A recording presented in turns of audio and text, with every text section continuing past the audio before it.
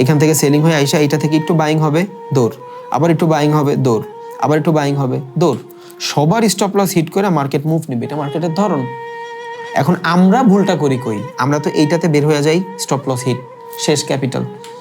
এরপরে কি হয় জানেন, দেখি মার্কেট আমার কন্ডিশন ফলো করতেছে, দেখি মার্কেট আমার দিকে যাচ্ছে, বাট ততক্ষণে আমার কাছে টাকা নাই।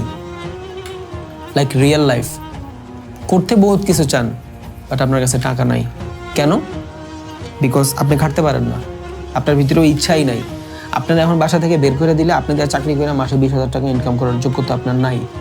হইতে পারে আপনি অনার্সে পড়েন, হইতে পারে আপনি মাস্টার্সে পড়েন, দ্যাটস দ্য রিজন আপনি চাইলেও বহুত কিছু করতে পারবেন না। বাট আপনি জানেন কি কি ধরনের অপরচুনিটি আছে আপনার কাছে।